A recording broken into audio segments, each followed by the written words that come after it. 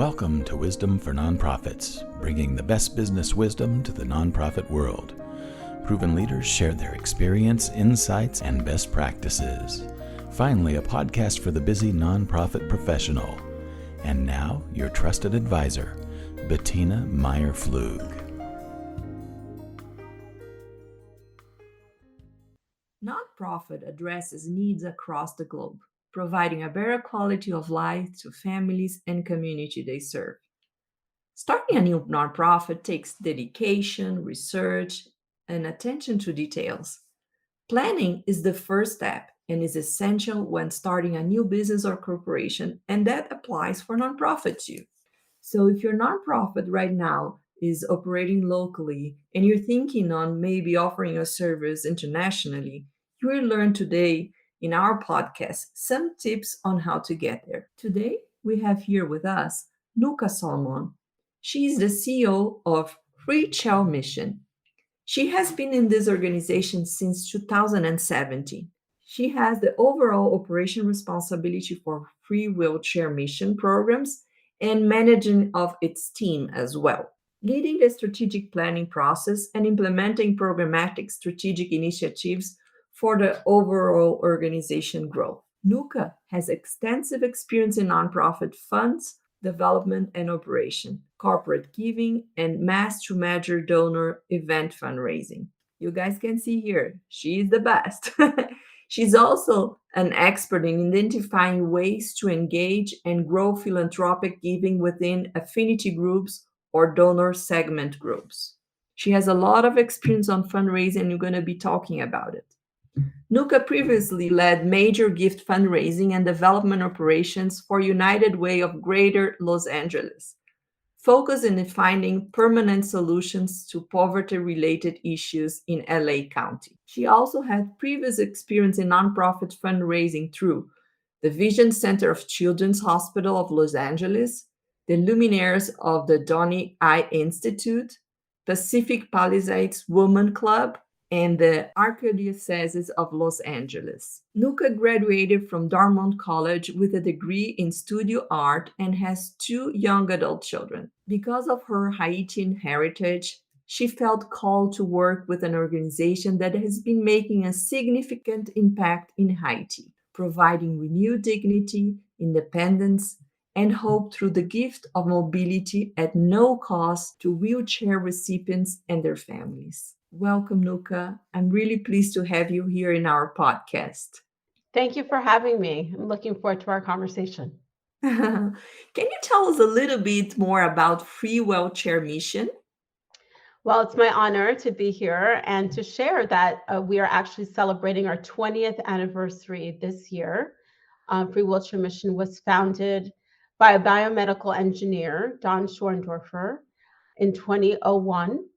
And the concept was that he wanted to find a low-cost, effective solution to helping those with disabilities around the world. There are 75 million people that need a wheelchair at any given time, and the vast majority don't have access to a wheelchair.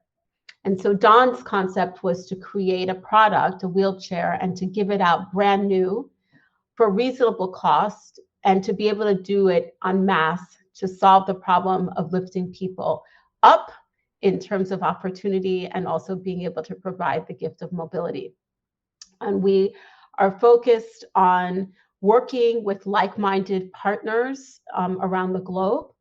And we train them regularly, and we can talk a little bit more about that later. As to how to distribute our wheelchairs. We've been in 94 countries since 2001, and we work with countless number of partners to do our work in those countries. And Wow. we are based in California, but we have team members all over the world really that help us to do that work. Wow, Nuka, I'm so impressed. And we know that's very important for nonprofits to establish their mission, their goals, the target population, and the area of outreach in writing, if possible. And you said that your organization started internationally from the beginning. Can you clarify that? Did you used to distribute wheelchairs in the United States, or from the beginning your mission was to go abroad? From the beginning, the mission, the heart of the mission was to go abroad. And that's not to say that we aren't cognizant as an organization that there is poverty in our own country, but there is a harder time in these other countries to get access to social programs or initiatives that would provide the quantity of wheelchairs that are needed. As I said, there's 75 million that need it, right? And so Don, he had a vision that really started from something that he saw abroad internationally in Morocco. He saw a woman dragging herself along the ground, and he couldn't unsee what he saw, right?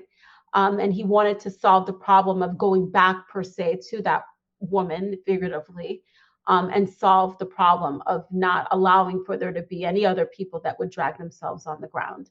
So we started out giving out wheelchairs. The first one was actually given out in India. And from there, we've just multiplied. And so our focus from the beginning has been outside the United States.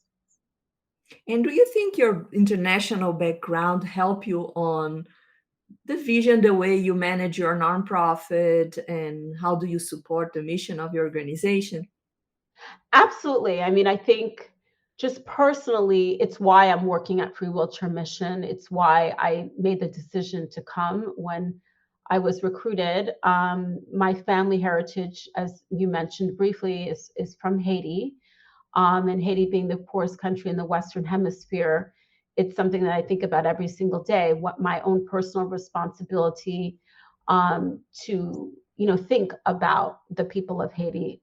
But that's not to say that that's my singular focus. Obviously, Free Wheelchair Mission is focused on multiple countries and was long before I arrived. But that is what keeps me going every day, is that cognizance that I have a responsibility to do more for others morally, and to think about those in Haiti and in other countries that are in need. And I think it helps me to be a better leader for my team who may not have had the experience or do not come from a heritage outside the US. And it also helps me to identify with the other leaders that are running NGOs or nonprofit missionary type groups in these countries, having a really firm understanding of culturally what they're experiencing, what they're navigating potentially socially or politically in the context of trying to do good work for their people.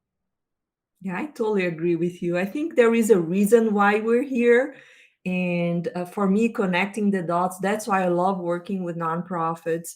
If you are a foreigner living here in the United States, you have an amazing opportunity to learn from experts, from people who really know how to run very well nonprofits.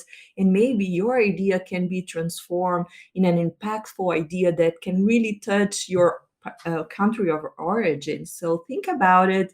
Keep tuned with us to learn more on how to take your nonprofit international. Now, let's talk a little bit about business plan. How important it is to put in writing everything that you plan to make your organization grow? How do you do that every year, Nuka? How do you plan your growth? And Oh my do you goodness. have any historical data, how it was on the beginning of wheelchair? Yeah, I mean, from the beginning, I would say, we're a good test case. In a lot of respects, Free Wheelchair Mission started, as I call it, almost like a startup company. Our founder was not a nonprofit executive. He was a biomedical engineer, and the two were not typically connected. So he had to, as I think all people do when they decide that they want to go into humanitarian or nonprofit work, he had to align himself with people that could help him and be good resources from a financial perspective, a documentation perspective, a legal perspective, to get the nonprofit off the ground.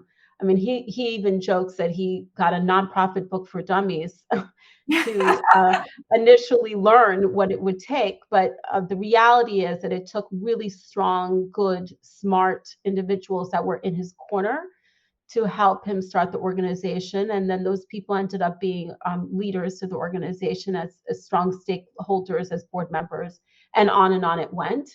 And that's necessary from the start because, as you know, there's a lot of documentation from a compliance standpoint that you have to put in place to give yourself that nonprofit status. in the United States. And I would assume potentially in any country, that's a requirement. So that's the beginning, and we did do that. But now we're not technically operating out of a garage anymore, and we have a full-fledged organization after 20 years with a full team. And to maintain that does require regular, goal setting and strategic planning. I'm very, very, very fortunate that I have a phenomenal team of leaders. I have a very, very strong leadership team.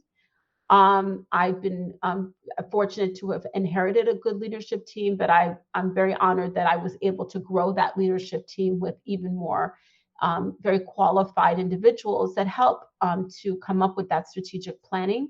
Every single year we do that exercise. And we look at our fiscal year, so our financial year, and we think about the timing of when we're going to do that planning according to when we would then need to figure out when we would do our budgeting cycle. And our board of directors also comes into play because they, as the ultimate, overseers of the organization from a bigger picture perspective, help us to draft out the goals. So we do have organizational goals that are 5-year goals, and we try to be very diligent about, having checks on how we're doing to those goals. And then on an annual basis, we draft up strategic priorities. The last thing I would say is we try to involve our team members, because I believe as a leader that it's really important for even the person who's the lowest per se by their title organizationally should have a stake in being able to be a part of the process. Otherwise, they're being handed a goal that they potentially may not really agree with or be in alignment with. And for greater achievement, I think they should have a buy-in. So as part of our strategic planning process, we involve all employees in helping to draft the action plans for the fiscal year. And so that means that they help to kind of think through, okay, well, here are the strategic priorities for the year, but how am I day-to-day going to achieve things in my day-to-day activities? And they work with their managers and their department heads to do that. You are amazing, Nuka. That's why you're the CEO of the organization. Not I all don't know about that. the team members, they are aware on how important it is to get every employee, every stakeholder involved on strategic planning. But you pinpointed something very important. Also, choose carefully your board members, because they are the ones who's gonna give you direction and be there for you. Find the right people. It's not easy, but it's important. Talking about compliance in organizations, it may be required for you to in-country legal support and contact within in-country that can serve as organizational partners to help you go abroad. How did your organization organize yourselves to be compliant with all the laws? You mentioned 94 countries. That's not easy. Yeah. So, our model is that we work with, we call them partners. And the reason we call them partners is, and I tell, this to the leaders of the partners that we work with, it's sort of like we hope to be like a marriage, right? Where you have common interests, common alignment, and the hope is that you'll work together for the long haul in a true partnership. Our organization model is not one in which we're a fly-by-night type of organization. We try to work for the long term with our partners in tandem with what they want to do and what we want them to achieve in terms of distributions. So that means that we're very careful in who we work with, and we expect them to adhere to our own standards of the programs that we implement. But then we also look and make sure through the application process that they too are adhering to their own standards, because we want to align ourselves with, reputable entities. That's really important. And we're giving out a medical device. So there's a lot of responsibility that comes with that, from everything through the beginning of the process when they have to ship. We have to ship the product to them and they have to receive it at the port, to the time when they put the person in the seat. There's a lot of things that have to be looked at. We maintain compliance first and foremost by auditing our partners. We train them, we check on them regularly, and we maintain, very active, regular communication. But in terms of the day-to-day, they're held to their own rules by their own countries. With regards to the products that we give out, we look at FDA compliance as being an important thing, despite the fact that we don't give out a wheelchair in the United States. We do maintain FDA compliance, and we do look at the compliance standards, if necessary, in the countries that we serve, related to that medical good. But again, it's not just about the product itself; it's about everything related to getting the product to the individuals. Yeah, I got it. But how do you choose the right partners to be with your? Yes, everybody always asks that question. I'll just say it's not easy, because with the number like 75 million, right, there's so many people that want and need wheelchairs. But that doesn't mean that we can work with everyone, because we're not in all of those countries, at any given time physically ourselves as a team. So we have to build a lot of trust. And part of that means that we have a very strict vetting process. So sometimes it means that, a potential partner in said country will approach us because they learn about our work and they ask to work with us. And sometimes we seek them out because we learn that they're doing very good work that is aligned with our goals. Either way, however it comes to be that we initially meet, what we do is we have an application, process related to forms and conversations and meetings. And we have certain benchmarks that they need to meet or standards that they need to meet in terms of the experience they have with dealing with importation, for example, how they plan to actually implement the program, what it will look like for them in terms of working with their respective governments or rules. But as a whole, we have made it a rule as an organization not to work with governments directly. We work with non-government per se, agencies, NGOs. And sometimes that could be a church, it could be a clinic, it could be a hospital or standard type of nonprofit. And we do that very, deliberatively, because we don't want to get mixed up in any political matters, in these different countries. We don't want that to be something that's held over us or the people that we serve in terms of the different waves politically that can happen. We don't want to potentially deal with unfortunate corruption that could happen. So that's a big deal. And we also even try to maintain that standard within our own country of the United States. We, as much as we can, we try to avoid any type of government grants or that sort of a thing.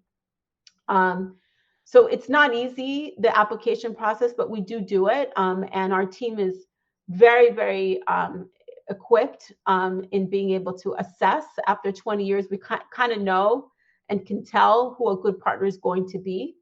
And sometimes it doesn't work out. And if it doesn't work out, then we sever the relationship, that we've entered into with them contractually. That's good. My question is to you, how do you deal with the different cultures and also the barrier, the language barrier? You have 20 years of experience, but how did you Yes. deal with this area?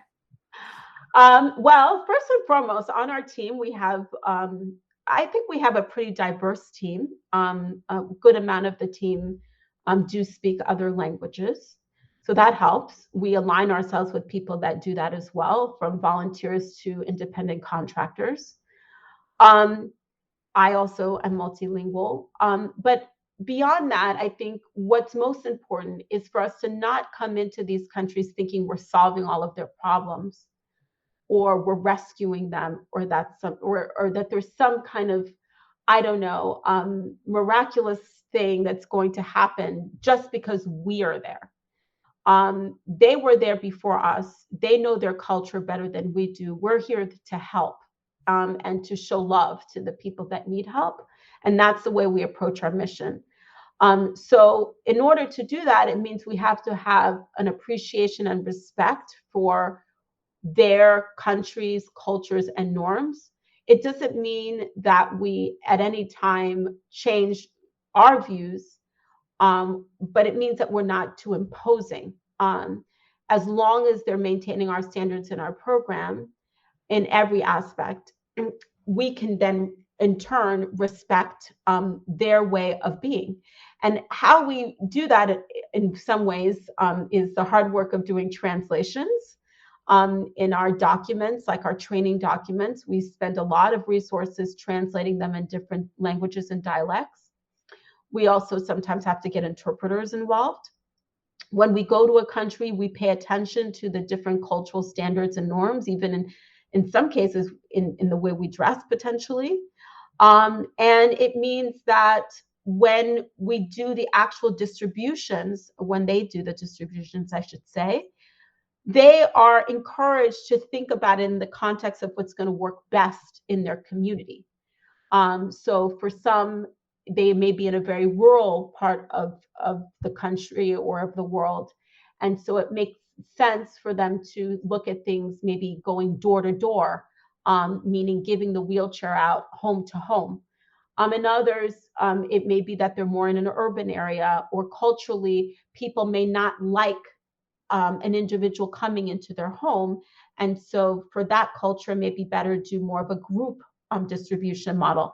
Those are the types of things that we do not impose, but we're respectful of within the context of what they're facing. And we just provide resources and ideas that could potentially fit into their own environment. Wow. And for example, you said your organization has always a long-term view. If a partnership is not working, how do you replace a partner? um, So if a partnership is not working, it's not typically a overnight end to the relationship. We can see the writing on the wall because behind the scenes, my team, and again, I always, in my heart, and hopefully as a leader, I hope I applaud them enough.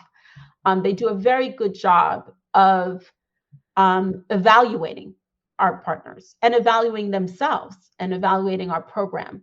So at some point, we figure out in those evaluations that things aren't working out.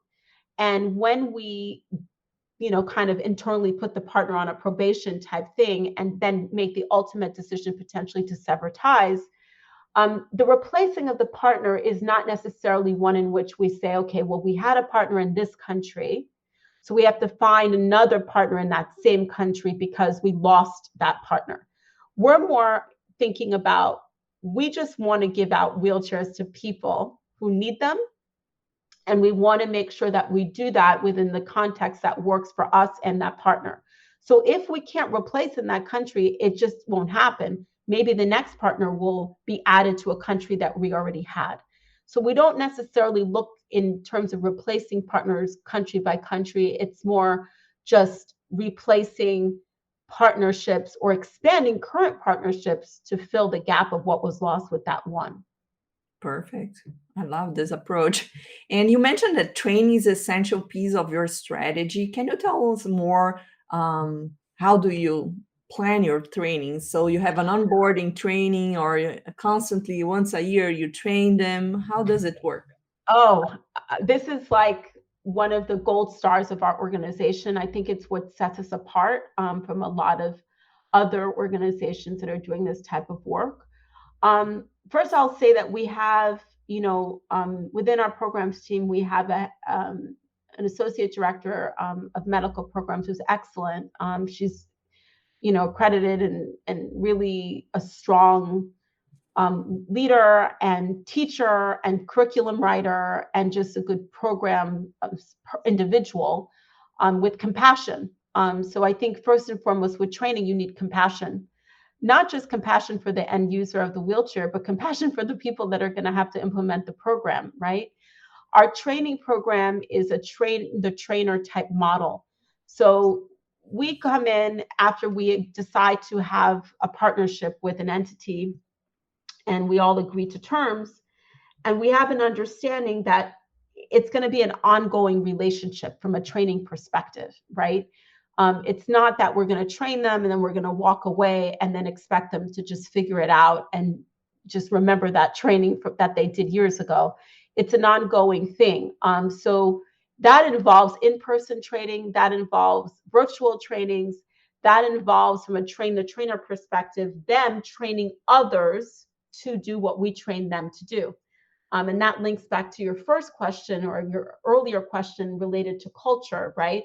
So if we are training them, we're equipping them with knowledge that they can then impart upon others within their community, which then could potentially empower them to build a team, potentially have more people working for them, or more importantly, for them to take ownership for their own process of giving back to their people. And so how that's done before COVID was that we were doing a lot of in-person trainings with a good amount of virtual trainings. Now, since COVID, that's turned upside down, with all of them almost have been for the last almost 2 years virtual. We have an online training module curriculum that we've created, and we are very blessed that we had it already in place before the pandemic. And that is something that is a huge tool on being able to allow for the partners to not only learn about what good provision looks like, but how to assemble the chairs, and how to follow up with people in the aftermath.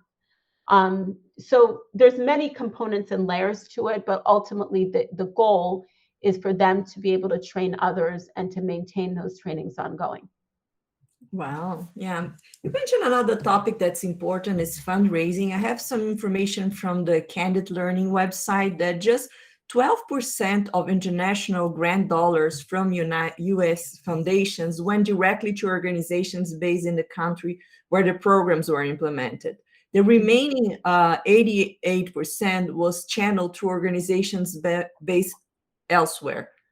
So do you think if an organization goes with their program abroad, they have more chance to fundraise? How do you think fundraise can be impacted if you operate internationally? You know, it just depends.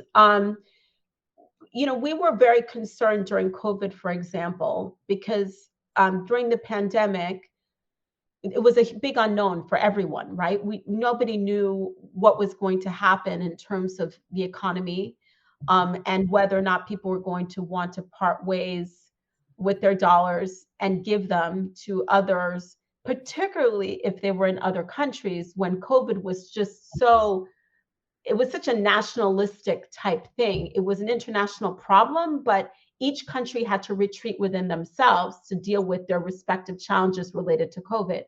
And so we thought, well, wow, we do so much work internationally. Will our supporters still support us if everybody's focused on the problem that's happening here in the United States, for example? And we were pleasantly surprised that it didn't affect that at all. And if anything, because of the sense of urgency of a crisis, people really, really came through and continued to give. So I'm saying that all to you to say that, in my view, when you have an internationally focused nonprofit, it's more, you have to look at it as more as, what are people's interests? Are their interests from a humanitarian perspective to look beyond their community, or are they only solely focused on helping their fellow citizen right around the corner or down the street?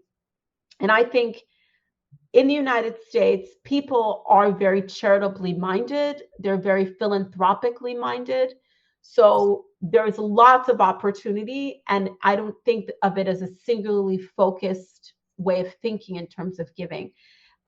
When you work in multiple countries like us, and not just solely one country outside the United States, I do think that you have an increased benefit, because people have more of an interest to give to a variety of regions or countries and territories. And since we cover pretty much lots of areas on the globe, I think it's appealing, rather than if we said we were only working in one country outside the US.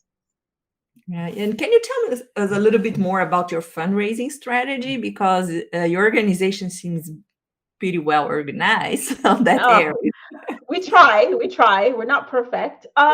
So I would say the majority of the fundraising that we do is appealing to individual donors.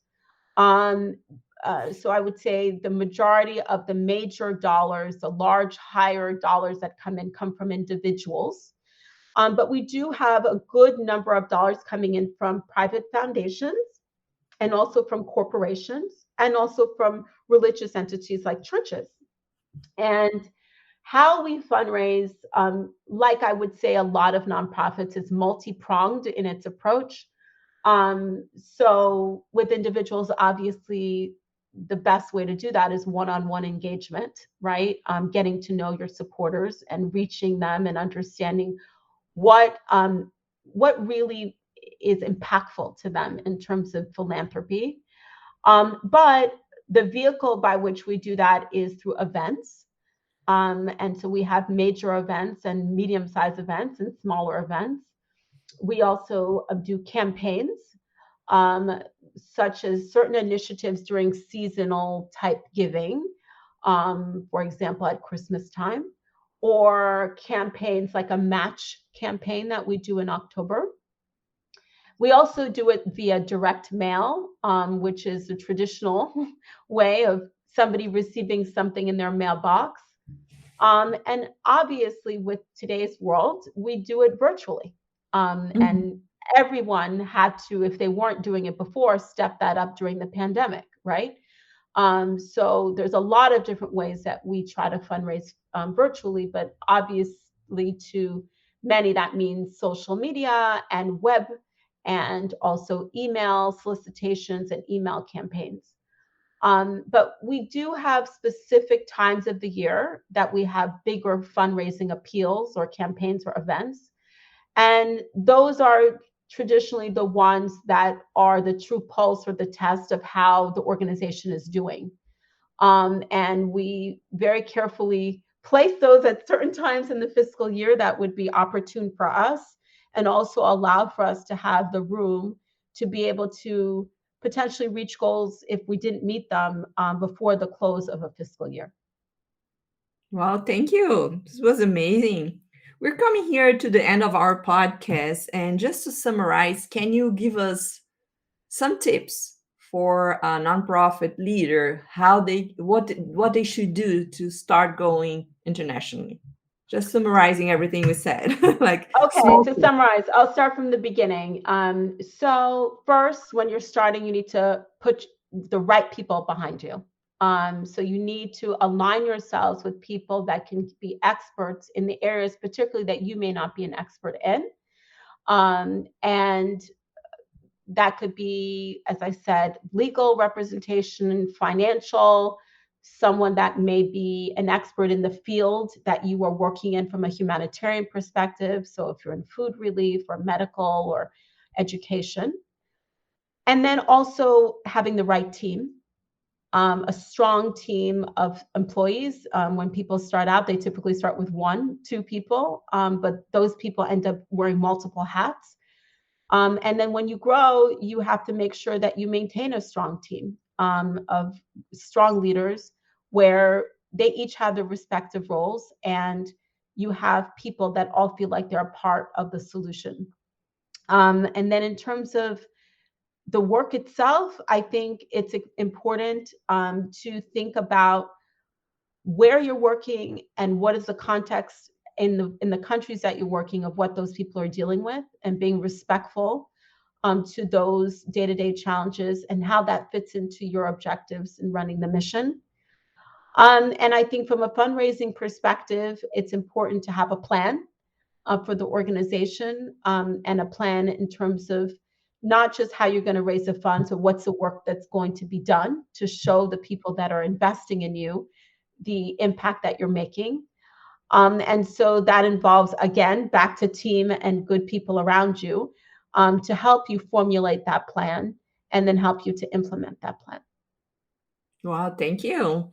And if any organization internationally wants to be your partner, how they can get in contact with you, Nuka? Well, technically, they wouldn't get in contact with me because my team would say, "Why are you doing it?" Because they're way better at it than I am in terms of vetting the partners. So I actually don't make the ultimate decision in terms of that solely. I may sign off on the agreement, but it's a team effort in terms of who we work with. But they would apply, and we do have a way to apply. They could go to our website and look that up. And I encourage people actually always to go to our website because it allows for you to see the full breadth of what we're doing, um, and and not just in the context of what we've been talking about today, but in terms of you know the how we're reaching others in terms of the importance of this work. So seeing how people are responding to our work in terms of how they talk about maybe trips that they've taken with us or fundraising that they've done for us. And it has a breadth of information on there. So I encourage you to share that with your listeners.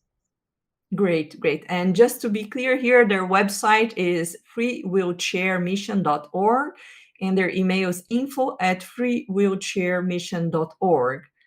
And something that she mentioned that's very important is having the right people around you. Maybe you have already the right people, but you're not communicating very well.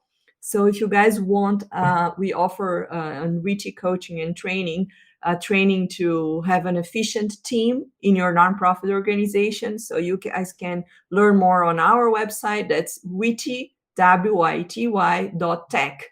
And get in touch. We can talk a little bit more about your nonprofit needs. Thank you very much, Nuka, to be here with us. I think everything you said was amazing and really helpful for any nonprofit that wants to start operating internationally. Thank you so much. Thank you. Okay, great. I didn't have to clap. So I won't stop recording right now because I'm going to redo the introduction several times until it's perfect. Okay. And as soon as we have the material ready, Nuka, we'll forward to you. It will be in all the platforms. You have the choice to copy and paste the email with the description, or you can create your own. But I highly suggest you to share with as many nonprofits as you can and on social media, because it's a different approach to say what you do, and people really observe it. Okay, well, thank you. Do you know when you'll have it ready so I can let the team know? Yes, probably in 2 weeks. Okay, great. Thank you so much. Thank you for the opportunity. Bye. Thank you. Bye.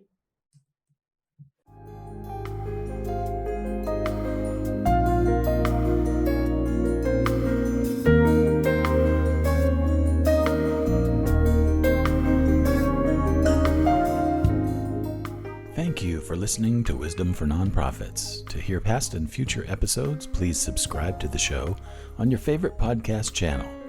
We appreciate your reviews and suggestions for future show topics. If you have a question or a suggestion, please write to us at podcast@wity.tech. More resources are available for you at our website, wity.tech. And please join us in the Wisdom for Nonprofits group on LinkedIn. Wisdom for Nonprofits is copyright 2019 by Bettina Meyer-Flug and wity.tech. All rights reserved.